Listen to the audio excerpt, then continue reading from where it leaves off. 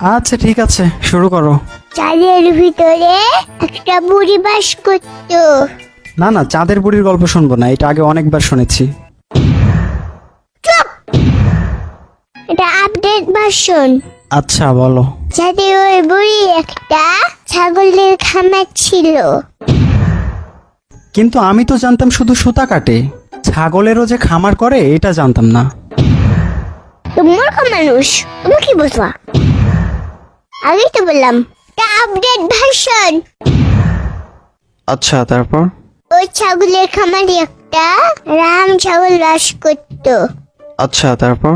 ওই ছাগল ডিম দিয়ে ভাত খাচ্ছিল। আরে ধুর, ছাগল কি কখনো ডিম দিয়ে ভাত খায় নাকি হুদাই? পুরোপুরি না আসলে চিল্লাও কেন? আচ্ছা ঠিক আছে, কন্টিনিউ। ডিম দিয়ে ভাত খেতে খেতে একদিন চার থেকে পা পিছলে পড়ে গেল। এমা, তারপর? বুড়ি তাকে খুঁজতে খুঁজতে না পেয়ে তার খামারের সব ছাগল বিক্রি করে দিল। আরে কার কাছে বিক্রি করলো? ওখানে তো কোনো মানুষই নাই। এলিয়েনের কাছে। এলিয়েনরাও কেনা বেচা করে ছাগল? এটা তো আগে জানতাম না। বেটি বুটো তুমি। আচ্ছা, যে ছাগল পা পিছলে পড়ে গেল ওইটার কি হলো? ওইটা কি মারা গেল? আরে না, সেই ছাগল তো আমার সামনে বাসা।